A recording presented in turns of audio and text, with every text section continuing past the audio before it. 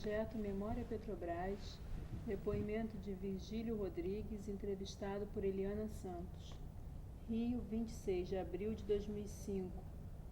Realização Museu da Pessoa, entrevista CBIN número 07. Ok. Boa tarde. Boa tarde. Queria começar com o senhor nos falando o nome completo, local e data de nascimento. Meu nome é Virgílio da Piedade Rodrigues. Nasci em Portugal, em 7 de outubro de 1946. Cheguei ao Brasil com 7 anos, no dia 5 de abril de 1953. Senhor Virgílio, conta pra gente quando foi e como foi o seu ingresso na Petrobras. O meu ingresso na Petrobras foi em fevereiro de 1977, trabalhando na área de planejamento. E 2 anos depois, eu fui designado para uma missão na Argélia. E eu fui o primeiro empregado da matriz, contratado para a matriz, que foi para o exterior. Isso enquanto... Braspetro. E fala pra gente, como que foi essa sua missão na Argélia? Como foi essa experiência, acompanhando essa sua trajetória profissional? Bom, essa missão na Argélia... Qual era o objetivo dessa missão? Era um objetivo de crescer profissionalmente e estar com o nome da Petrobras, que eu me orgulho muito, muito, e vou me orgulhar sempre, no exterior. E as atividades lá estavam voltadas para quê nesse momento que o senhor foi?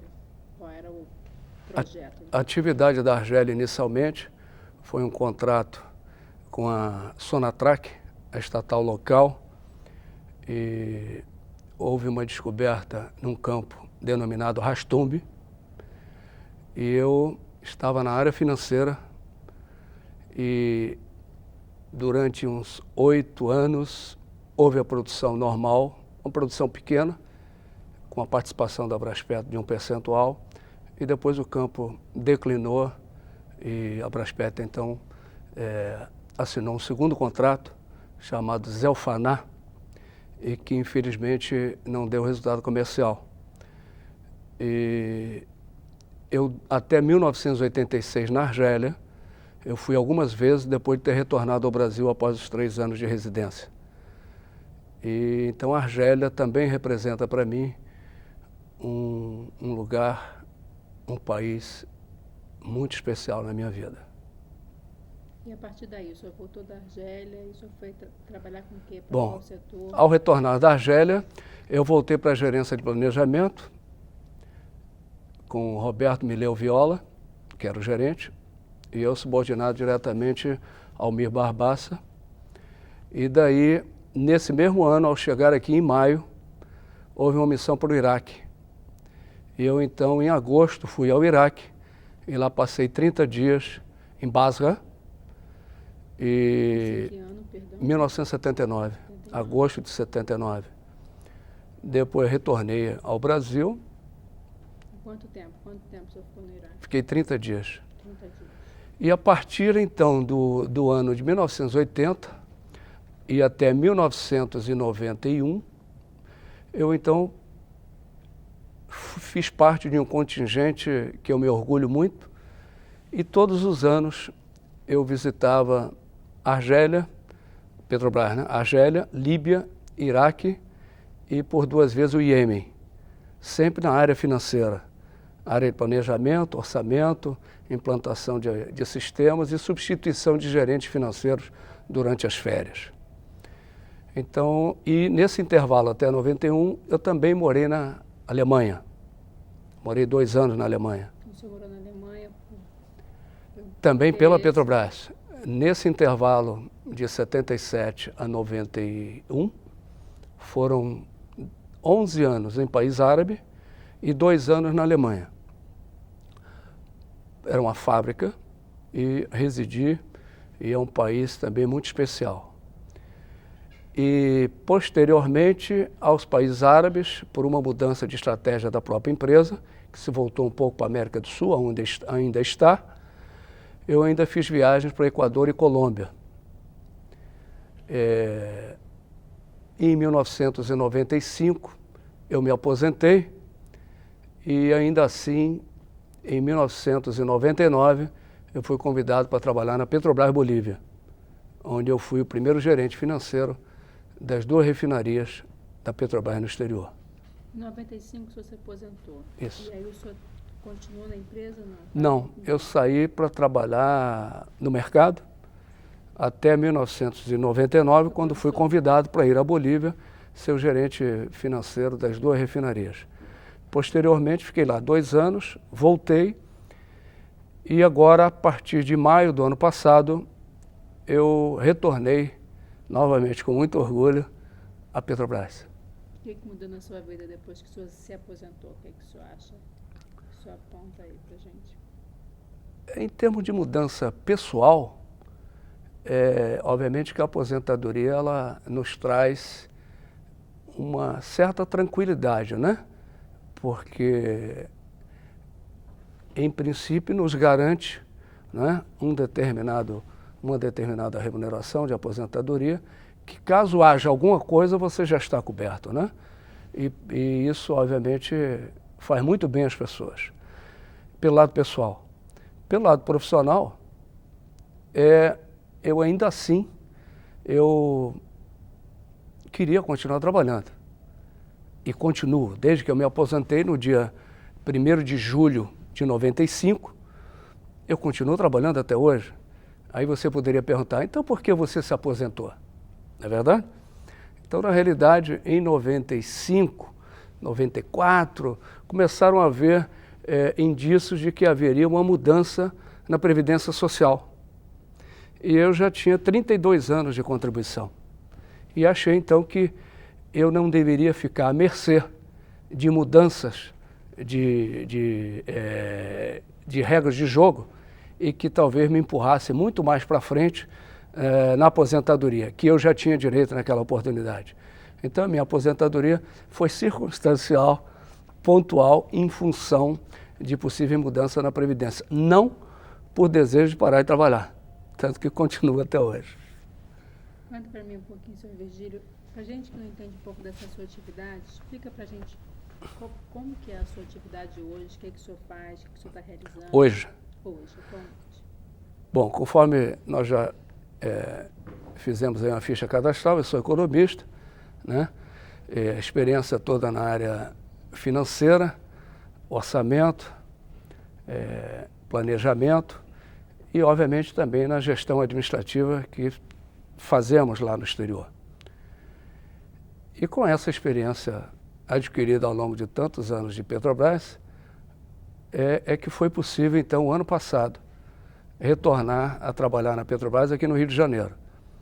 E essa experiência hoje está sendo aplicada na UN Rio, na gerência de contabilidade e finanças, no que toque a gestão de parcerias de empresas nacionais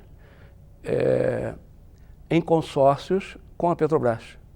Então, nós fazemos lá a parte financeira em relação aos recursos necessários para a realização das atividades físicas, né, programadas.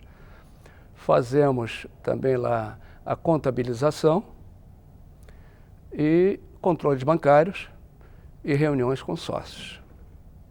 Basicamente é isso, dividido entre Petrobras operadora, em alguns blocos, e Petrobras não operadora, né, em outros blocos.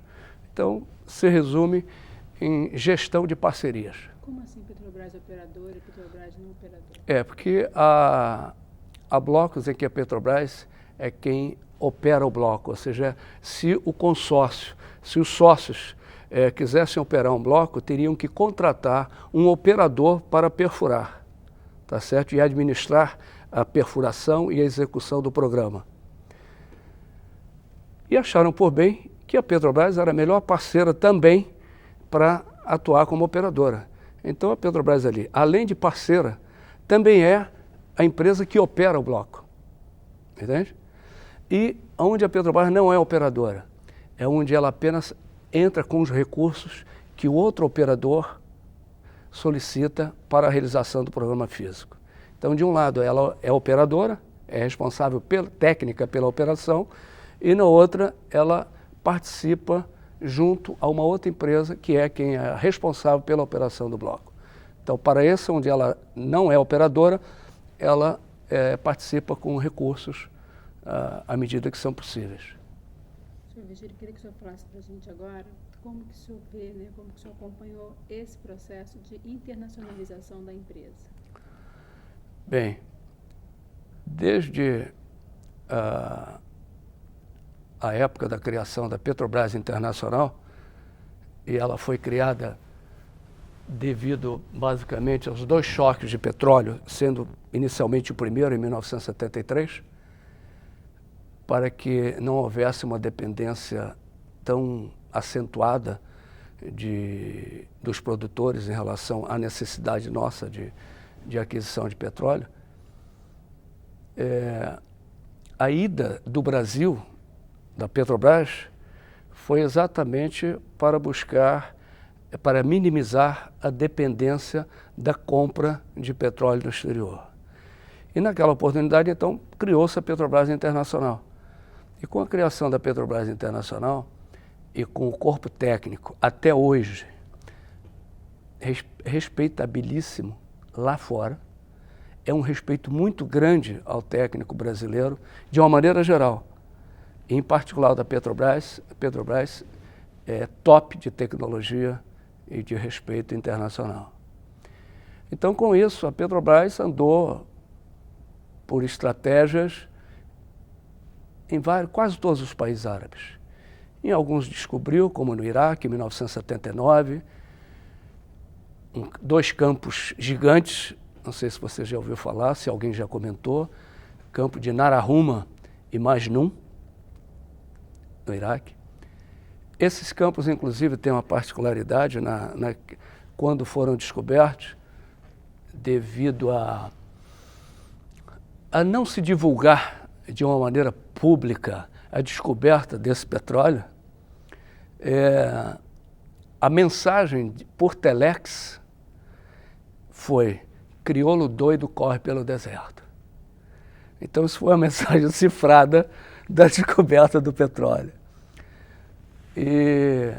Então, obviamente, a descoberta no Iraque, isso faz com que a gente, e no caso os técnicos, ganhem muito mais força, né? Acreditem que realmente tem a capacidade de desenvolver o potencial que às vezes a gente não sabe que tem, não é?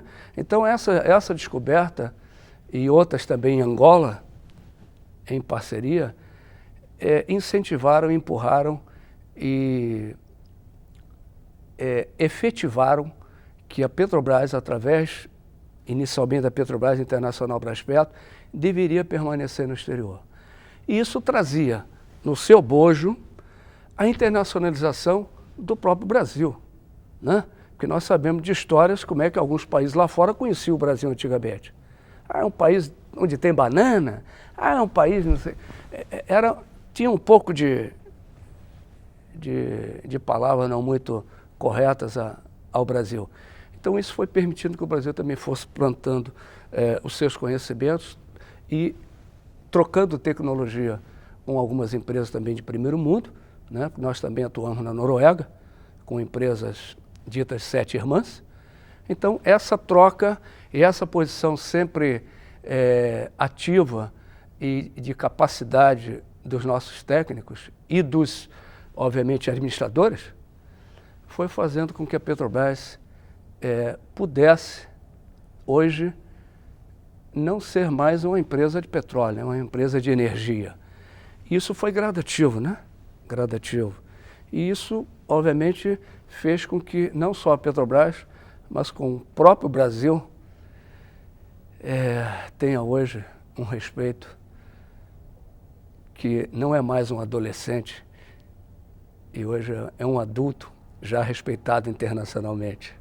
Eu diria que quase em todos os setores. Em termos de petróleo, nós estamos efetivamente na ponta. E eu digo isso até emocionado. Você estava contando para a gente como é que foi essa coisa da Braspetro ter sido incorporada, né? A ideia do nome, como que era isso mesmo que você deu um início? O nome Braspetro, ele, se vocês verificarem, Braspetro é Petrobras invertido o nome. E era para dar essa noção de que era a mesma Petrobras atuando não de maneira inversa, mas atuando fora do Brasil. E foi assim então que foi criada a Braspetro. E quando eu recebi, só fazendo um parênteses, quando eu recebi o convite, não foi um convite, a solicitação para fazer prova para a Petrobras Internacional, em 1975, 76, que eu fui chamado, eu não sabia o que era a Petrobras Internacional. E eu trabalhava em Furnas, Centrais Elétricas de Furnas, que era junto com a Petrobras, uma outra empresa que todos gostariam de trabalhar. E eu trabalhando lá, sendo o número 48.325, eu vi que era uma empresa muito fechada para a área de apoio. Eu, como economista, não me sentia muito à vontade ali no meio de 35 engenheiros, mas o meu currículo estava no mercado. E então fui convidado a fazer prova. E aí eu perguntei, mas que empresa é essa? Petrobras Internacional. Que empresa é? Não, vai lá. Eu acabei sendo entrevistado, acabei fazendo uma prova de seleção e passei. E aí toda a minha família e todos os meus amigos, em 1977, disseram assim, você é louco, você vai sair de Furnas? E eu disse, eu vou, porque em Furnas eu sou um número de registro. E na Petrobras Internacional, que está começando agora, eu tenho certeza que todos vão se conhecer pelo nome. E isso era importante para mim. Qual era a imagem que você tinha na época da empresa? A Petrobras Internacional, na época, tinha completando 3 anos, eu não conhecia a Petrobras Internacional. Eu conhecia a Petrobras. E, obviamente, por ser uma subsidiária e nova, eu aceitei, de certa maneira, o desafio de sair de uma empresa onde eu estaria até hoje, se não tivesse vindo para cá, e aceitei o desafio de querer começar com uma empresa e crescer com ela. E foi dessa maneira que eu vim parar na Petrobras Internacional. E depois, então, a Petrobras Internacional hoje está toda dentro da própria Petrobras, né? Seu Virgílio, nesse tempo, nessa sua trajetória, teria alguma história marcante para o senhor? Tem algumas histórias. Queria que você contasse uma para a gente, uma que tenha marcado, tenha sido Não, engraçado. eu não posso contar só uma história.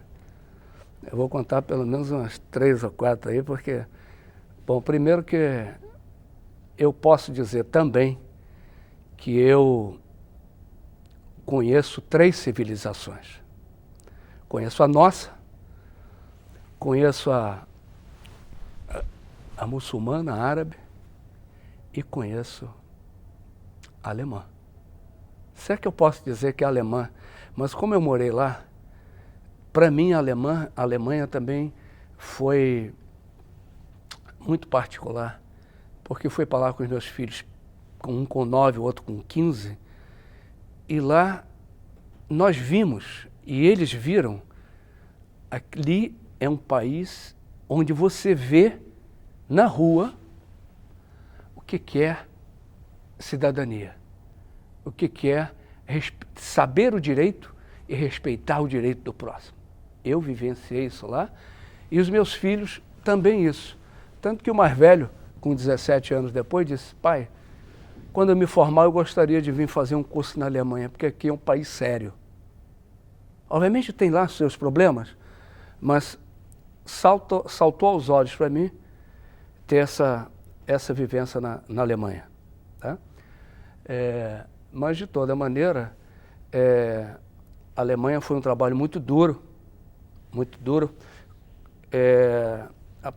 Apenas uma passagem hilariante Foi um colega que me indicou o meu nome para ir, e eu virei para ele e disse assim, mas você sabe que eu falo melhor francês do que inglês. E ele lá com certeza não vão falar um bom inglês, só vão falar alemão. Ele virou e disse assim, Virgílio, não tem problema. Como você não fala alemão, quando eles começarem a rir, você ri junto, porque eles vão achar que você está entendendo. Isso foi, achei bem colocado isso. Mas na Argélia, que é onde eu vivi 3 anos, um mundo tão diferente, né? Onde, por exemplo, o pai não passeava na Argélia até 1986, foi a última missão que eu fiz, não passeava com filho mulher, naquela época, só passeava com filho homem, filho mulher não passeava. Tivemos também passagem na Argélia, eu ainda começando a aprender a falar o francês, eu um dia me dirigi para uma secretária do gerente geral, e obviamente ela toda com vestimenta a caráter, e eu disse assim, Madame Namani, est-ce que vous avez Durex? Ela botou a mão na cabeça, correu gritando, chorando, e eu da minha sala, sem saber exatamente o que estava acontecendo, corri atrás dela, e ela desceu e foi falar com o gerente administrativo, Sávio Barreto de Andrade, e eu cheguei lá, ela já estava conversando com ele, e eu então disse, Sávio, o que houve? Ele vira para mim, eu usava uma barba grande, ele vira e diz assim, Barbudo, o que você falou para ela? Eu disse, eu pedi Durex. E ele então disse, você sabe o que é Durex em francês? Eu disse, não, é camisinha. Como é que você vai pedir camisinha a uma árabe assim? Eu digo, pô, então você me desculpa. Então como é que é Durex? Ele virou e disse assim, é Scott? Eu digo, pois é, que engraçado, Scott para mim é uísque. Então, e na Líbia, por onde eu também passei, um país de um regime muito duro do Gaddafi, na televisão só passava Gaddafi, também com a capa preta, a exemplo de Houari Boumediene, que era também o Fidel Castro argelino, né? Já que a Argélia se tornou independente da França em 67. Aliás, a Argélia era um dos balneários franceses. E então, de tanto aparecer o Gaddafi na televisão líbia, e eu em algumas missões que fiz lá, os filhos de brasileiros, com 2 anos, 3 anos,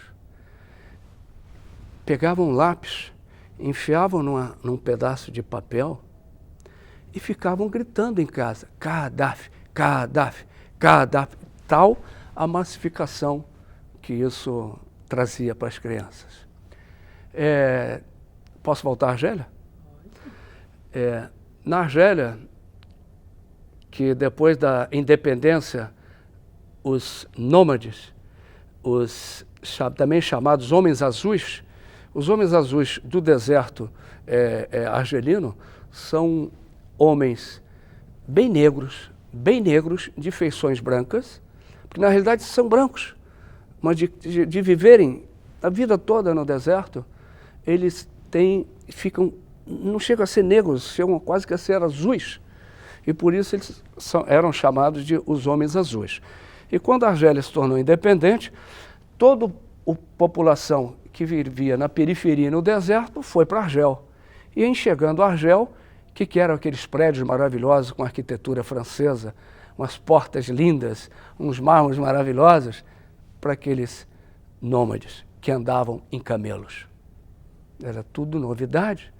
Então contam que muitas vezes eles tiravam os tacos do chão para fazer fogueira e fazerem as suas comidas, que na maioria das vezes era de carneiros, que é a base da alimentação deles, e galinha, já que eles não têm pasto para poder terem rebanhos bovinos. E com isso foram depredando, obviamente até assim, com toda a indisciplina de quem não estava habituado. E inclusive na minha época, em 77 a 79, alguns carneiros caíam das sacadas, das escadas dos edifícios e se esborrachavam lá embaixo, entende? E isso também foi marcante. Eles têm uma festa chamada Ramadã, é uma festa que dura 40 dias, é até um retiro espiritual, mas continuam trabalhando. E eles começam o primeiro dia com o nascer do sol, já sem comer, sem beber água, sem fumar, sem ter relações, até que o sol se ponha novamente. Então, depois que o sol se põe, então eles começam todas as rotinas durante o dia, que faziam durante o dia, tudo. Então só vão dormir às 3, 4 horas da manhã, que é quando eles estarão tomando o café da manhã para sair novamente. E com isso, o trabalho era conturbado depois de uma semana. Nervosos, né? Alguns até já subnutridos, mas isso assim percorria durante 40 dias. Né? Você ia acompanhando essas experiências. Exatamente. Né? E com isso, obviamente, trazia uma série de situações. E tinha uma festa do carneiro, festa de Mutum, em que, num determinado local, se reuniam os comerciantes de carneiros, e quando você olhava na rua as caminhonetes, os carneiros estavam na frente, na cabine, junto com o homem, e a mulher atrás, na carroceria. E era assim. Bom, com isso esticamos um pouco agora até o Iraque, em que conta uma história, essa história eu ouvi, são duas que eu vou contar. Uma história eu ouvi. Um gerente nosso, de Petrobras, e como todo brasileiro, e eu, apesar de ser português, mas aprendi tudo aqui com vocês, é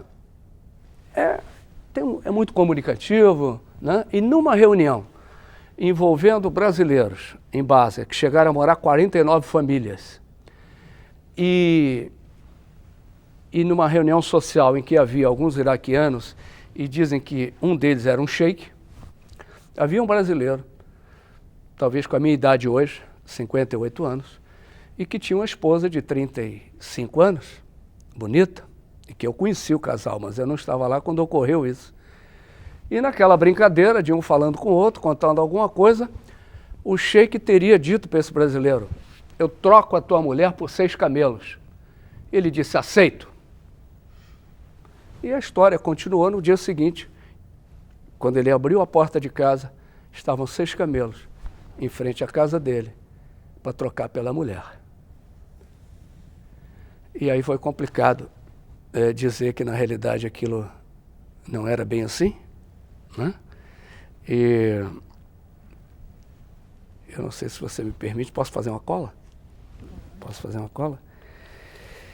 Em compensação, como eram países subdesenvolvidos, que tinham a sua única riqueza no petróleo, o atendimento médico também era bem precário, né? Isso para vocês que estavam trabalhando lá, como que vocês viviam? Para vocês também tinha essa relação ou não, seu Virgílio? A relação de quê? Esse atendimento, essa estrutura que vocês recebiam lá? Essa estrutura que atendia o povo era a estrutura que atendia a gente. Que atendia vocês. Exatamente.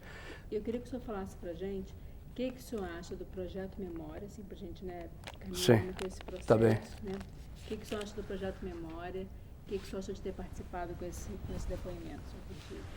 Olha, eu costumo dizer, ao longo da minha vida, que a memória da empresa, isso eu já falo isso há muito tempo, a memória da empresa, não necessariamente na acepção da palavra e do projeto agora, mas a memória da empresa, de qualquer empresa, tem que estar registrada.